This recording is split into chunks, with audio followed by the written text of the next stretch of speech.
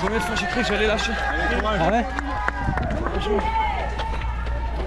Dès les 20 km, j'avais des crampes. Bon, je vais vous parler de mon marathon.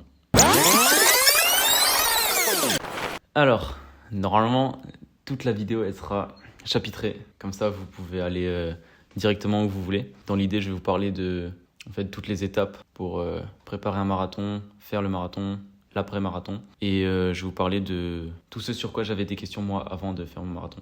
Donc, je vais parler tout simplement des baskets, de l'alimentation, de ma tenue, de tout, du parcours, de la prépa, des entraînements, tout. Et surtout, une grosse question que je me posais, l'alimentation pendant le marathon, les nutritions, les gels, comment utiliser ça, comment m'alimenter, enfin tout. Bref, du coup, pour ma part, je suis quelqu'un qui courait régulièrement. Je fais du foot à côté, donc j'ai toujours couru, j'ai toujours apprécié courir. Et en avril, donc, j'ai fait un semi-marathon. Et après ça, je me suis dit, cet été, je vais faire un marathon. C'est une idée qui a été émise par mon cousin et on s'est dit, bon, on s'inscrit. Du coup, paf, on prend un dossard pour un marathon, 3-4 mois avant le marathon. À ce moment-là, je réalisais pas trop. Je disais, bon, un marathon, c'est bon, je vais m'entraîner un peu et puis ça va. Pas du tout. C'est pas du tout ça. Bref, du coup, je me suis réveillé, 2 mois et demi avant le marathon, en me disant que là, j'étais un peu en retard sur la prépa et qu'il fallait que je me bouge. On est le 6 août. Je me suis réveillé hier par rapport au marathon en me disant que j'étais vachement en retard sur la prépa. Il me reste 55 jours avant le marathon et j'ai presque rien fait. Du coup, j'ai commencé à faire beaucoup de recherches, beaucoup de recherches sur comment faire une prépa, tout ça. Donc ma prépa, déjà, dans le principe, il faut avoir au minimum 5 entraînements par semaine, je dirais. 4-5, c'est le minimum. Dans ces entraînements, il va y avoir une sortie longue, une sortie d'endurance fondamentale, une sortie fractionnée et 2 courses normales, on va dire. Pour commencer simplement, moi chronologiquement, qu'est-ce que j'ai fait? Avant le marathon, j'ai fait un test VMA pour que je puisse situer mes fréquences cardiaques et mes allures de course. Je vous explique, test VMA, j'ai fait un test demi-Cooper, 6 minutes, pleine patate, voir quelle distance je parcours. Voilà, je fais mon test, 17 de VMA, VO2 max de 53 je crois, et une fréquence cardiaque maximale de 210 battements en minute. Avec cette fréquence cardiaque, je peux déterminer, attention c'est important, je peux déterminer donc mes entraînements en quelque sorte pour l'endurance fondamentale. Donc je vais commencer par le plus compliqué. Les entraînements d'endurance fondamentale, qu'est-ce que c'est? Tout simplement c'est courir longtemps à un faible régime cardiaque. Donc l'objectif c'est en fait tout simplement de rester dans sa zone 2 de fréquence cardiaque. C'est la zone en fait où on est en endurance fondamentale. En fait, on ne dépense pas d'énergie, mais on est en effort. Donc moi, pour ma part, ma zone 2 se situait en dessous de 147 battements minute. Donc ouais, j'ai un cœur qui bat hyper vite, même à bas régime. Ça me faisait courir à 6 minutes 30, c'était une horreur. Le principe de l'endurance fondamentale, en fait, c'est d'habituer votre cœur à battre plus doucement. Et au fur et à mesure du temps, votre cœur va battre plus doucement. Votre zone 2 va changer, votre rythme de zone 2 va changer. Aujourd'hui, c'était endurance fondamentale, 1 heure à moins de 147 BPM. C'était plus facile que l'autre fois de tenir le rythme, mais c'est pas évident de le garder. T'as toujours envie d'accélérer quand quelqu'un te dépasse. Mais c'était une bonne séance, j'ai tout tenu. Parfait, je suis super content. Voilà pour ce qui est de la zone 2. Je faisais des entraînements entre 1h et 1h30 de zone 2, juste zone 2. Rien d'autre. Ensuite, pour ce qui est du fractionné, bon, plusieurs types de fractionnés, simple. 15-15, 15 secondes rapides, 15 secondes d'arrêt, 30-30, 15-30. Des jeux de changement de rythme en fait, tout simplement. Vous pouvez le faire sur de la distance, vous pouvez faire des pyramides, des trucs comme ça, du fartlek. Aussi simple que ça, vous cherchez sur YouTube, sur internet, vous trouvez des entraînements dans tous les sens. Moi je faisais que du 15-15, tout le temps. 15 secondes à fond, 15 secondes, stop. Je faisais 2 fois 8 minutes de 15-15, avec un échauffement et un cool down, je sais pas comment le dire en français, mais voilà.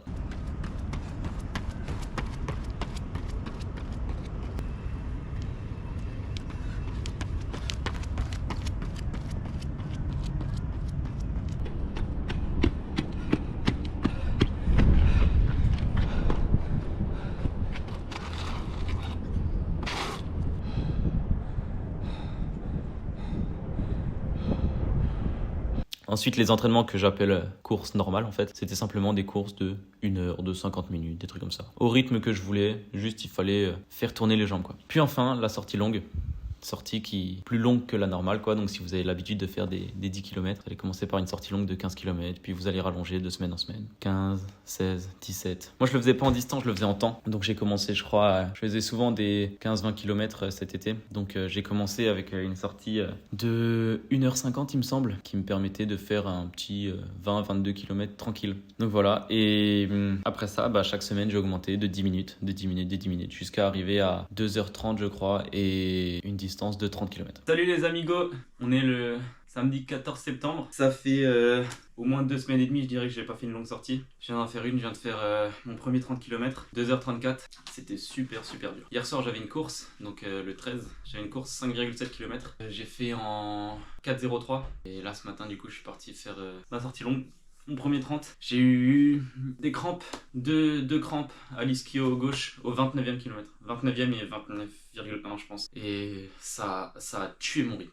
Voilà pour ce qui est de ma partie entraînement en préparation. Pendant cette préparation, il faut savoir que c'est pas si simple que ça, hein. Il y a des hauts, des bas, des jours où t'arrives plus à courir, des jours où t'es à fond, tu te dis que tu vas tout casser. Puis la semaine d'après, impossible. J'ai eu 1 ou 2 semaines comme ça où je pouvais pas courir. Je n'arrivais pas. Ça n'allait pas dans mon corps, je sais pas pourquoi. Je partais pour mes sorties longues, je partais pour mes entraînements. Je faisais 1 km et je sentais que ça n'allait pas, que je ne pouvais pas courir. Je sais pas comment l'expliquer. Bon les amis, je fais face à quelques difficultés cette semaine. J'arrive pas à courir. Je pense que j'ai pas assez de repos et trop de sport avec le foot. Et partir pour ma longue distance et j'arrive pas. J'arrive même pas à faire 1 km. J'avais foot hier soir, je voulais courir ce matin. Je pense que c'est trop. Enfin bref, il y a un dicton, une phrase, une belle phrase que j'ai trouvé que c'était une belle phrase, qui dit qu'il vaut mieux souffrir pendant l'entraînement que souffrir au marathon. Parce que souffrir au marathon, c'est une horreur. Et j'en ai fait les frais, je vais vous le raconter tout à l'heure. Il est important aussi pour moi d'étudier le parcours du marathon. C'est-à-dire que vous allez faire, si vous allez faire un marathon avec beaucoup de dénivelé, entraînez-vous en dénivelé. Si vous faites un marathon qui est vallonné, entraînez-vous en vallonné. Si vous avez un marathon avec une grosse pente, entraînez-vous à prendre une grosse pente à une certaine distance dans le marathon. Enfin voilà, il faut adapter sa préparation au parcours qu'on va avoir. Ensuite, je vais vous parler un peu plus des habitudes à prendre avant le marathon. Il faut savoir que le jour J, il faut rien changer à vos habitudes. C'est-à-dire qu'il faut tout essayer pendant les entraînements. Tout ce qui est nutrition pendant l'entraînement, boire pendant l'entraînement, sa tenue, ses baskets, il faut tout essayer pendant l'entraînement. Pendant les entraînements, j'ai essayé différentes tenues qui m'a permis d'ailleurs d'appréhender au mieux la tenue que j'allais porter au marathon. Différents gels, les gels, les différents goûts, combien je peux en prendre, comment j'arrive à les digérer. Pareil pour boire. Les gels, moi je sais que pour ma part, les gels avec du goût, j'arrivais pas. Ça me dégoûtait, je vomissais au 3e. Donc j'avais acheté des gels Morten, bon j'en ai pas sous la main. Des gels Morten qui sont sans goût. Et pour boire, je courais avec une flasque et on m'accompagnait avec une bouteille d'eau pour simuler les ravitaillements. Pour ce qui est de la tenue, comme je disais, j'ai essayé plusieurs tenues parce qu'il faut savoir que 42 km c'est long. Vous avez le temps de faire des irritations. Moi je sais que quand j'ai couru les premières fois mes sorties longues et que j'ai essayé des tenues, j'ai souvent eu des irritations, tétons, j'avais les tétons en sang, entre les jambes, sous les bras, plein de trucs. Il faut se préparer à tout ça. Mettre des pansements sur les tétons, mettre de la crème anti-frottement sous les bras, entre les jambes, tout. C'est super important parce que si vous souffrez pendant le marathon, ça va que s'amplifier au fur et à mesure de la distance. Donc vous avez fait votre prépa, tout ça, vous arrivez le jour J, dimanche 6 octobre pour ma part, 8h30 départ, le marathon de Lyon. Partage, passion et voilà, et bonne humeur.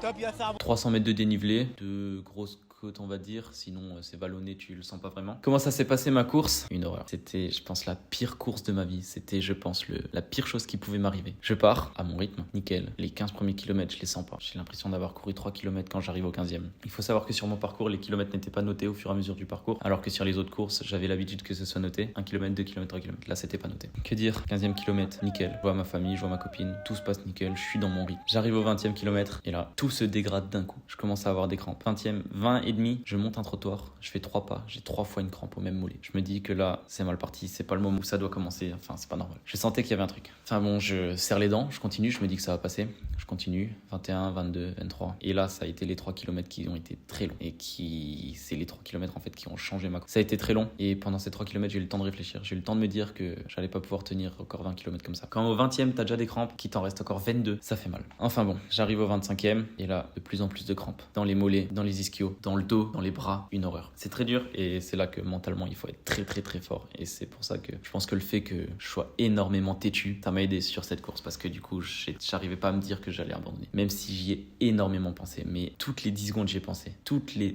Vraiment, je pense que toutes les 30 secondes, je chopais une crampe quelque part. J'arrive au 30e kilomètre. Je revois donc mon père, mon frère, ma copine. Et c'est là qu'ils m'attendaient pour me donner ma flasque en fait.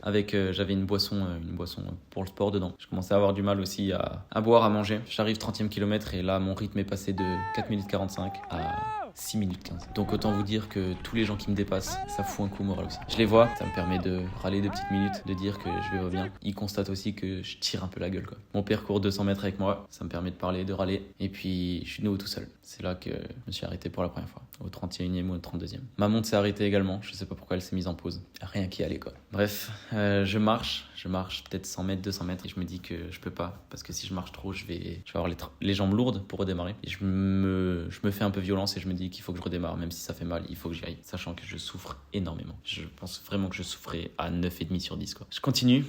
À 35 km, mon cousin me rattrape. Je me dis qu'il faut que je profite de sa lancée pour le suivre parce que lui, il était dans une super forme. Je me dis qu'il faut que je profite de ça pour y aller. Je me relance et il voit que j'ai des crampes tous les 10 mètres. Tous les 10 mètres, je chope une crampe, je trébuche. Arrivé au 35e kilomètre, ravitaillement, le gars me donne 2 bouteilles. Les 2 bouteilles, je les lance parce que j'ai des crampes qui m'attrapent le mollet. Mais quand je vous dis que j'ai jamais eu une crampe aussi puissante, c'était terrible. Ma jambe s'est tendue, mon pied s'est tendu. Je pouvais même plus le poser par terre. J'arrivais même plus à descendre la jambe. Tout mon corps était tétanisé par la douleur en fait. C'est dingue dit comme ça, mais c'est réel. C'est impressionnant. Je marche peut-être 500 mètres et je me dis que je vais abandonner quoi. J'ai pas fait tout ça pour rien, j'ai pas mis beaucoup de choses de côté pour rien. Donc je continue, je me relance, je cours, je marche, je cours, je marche. Je vois beaucoup de gens se mettre à marcher, je vois beaucoup de gens vomir sur le côté, je vois beaucoup de gens dans le mal. J'arrive vers le 40e kilomètre et je vois qu'il en reste plus que 2. J'ai passé le dernier ravitaillement et je me dis que il faut que je cours, faut pas que je lâche, il faut pas que je me repose comme ça. J'étais extrêmement j'étais déjà déçu du temps que j'allais faire parce que je le savais. J'arrive au 41e kilomètre et je revois mon père du coup sur la dernière ligne. Il court avec moi, il me dit qu'il faut pas lâcher,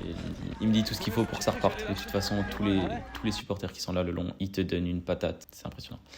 Je repars, je me mets à 5,30, je souffre mais d'une force. Mais il y a tout le monde qui est là, tous ceux qui m'ont accompagné sont là, tous les supporters, ils crient votre nom qui est écrit sur le dossard, ils vous supportent, c'est un truc de dingue. Je passe la ligne d'arrivée et là, c'est une émotion, mais j'en ai jamais senti 2 comme ça. Donc fin du marathon, 4h30, mon objectif c'était 3h30, donc une déception, hein, mais puissante. Je suis partagé entre très grosse déception et énorme fierté de ce que j'ai fait. Vous faites pas de dessin, vous pleurez tous à la fin de votre premier marathon, c'est normal. Du coup, pour parler un peu plus nutrition sur mon marathon, mon objectif, moi, c'était de manger un gel à tous les ravitaillements. Je mange mon gel 200 mètres avant le ravitaillement, comme ça, je peux boire au ravitaillement et je continue, je perds pas de temps. Ouais, ça fait 8 gels. Ça peut être dur, ça peut être très dur à digérer, à pas se sentir mal. Moi, ça va. Je sais que je l'ai mangé correctement. J'ai arrêté de les manger après parce que je courais plus très vite. Je me suis dit, ça sert à rien que je prenne des gels. Je vais m'arrêter, manger des fruits, des trucs comme ça. Du coup, aux 2 derniers ravitaillements, j'ai pris le temps. Mais sinon, j'ai pris 6 gels, ouais. J'en ai pris un tous les 5 km. Ça partait de base sur un toutes les 25 minutes. C'est acceptable, c'est très bien. De toute façon, votre corps, il peut absorber jusqu'à 100 grammes de glucides par heure. Mes gels, ils faisaient 30 grammes, je pense. Donc, ça me faisait à peu près 70 par heure. C'est très très bien. Bien boire surtout.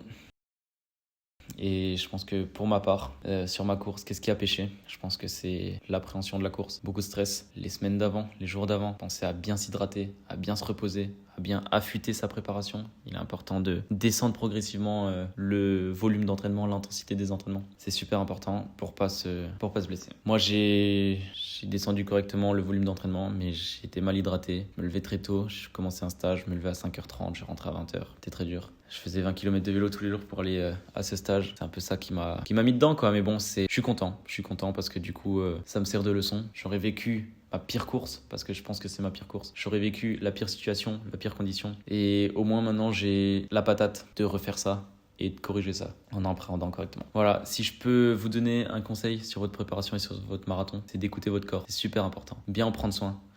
Moi, pour ma part, qu'est-ce que j'ai fait quand je me suis lancé dans la prépa à pleine patate? J'ai arrêté l'alcool, j'ai arrêté de sortir. Quand le week-end, il y a des potes qui font la fête, et maintenant, tu rentres à 23h parce que tu cours demain. Ta sortie longue, machin. C'est super important. Faut pas sauter les entraînements. Comme dit, il faut souffrir à l'entraînement pour pas souffrir au marathon. Donc, si je peux vous donner un dernier conseil, vraiment, c'est écoutez votre corps, respectez, soyez disciplinés, rigoureux et n'hésitez pas à poser des questions et à vous renseigner partout. Tous les gens que j'ai croisés qui ont pu faire des courses, des marathons, des semis, je leur ai demandé comment ils ont préparé, je leur ai demandé comment ça s'est passé. Je vais me renseigner surtout. Enfin voilà, bon courage à vous et à la prochaine.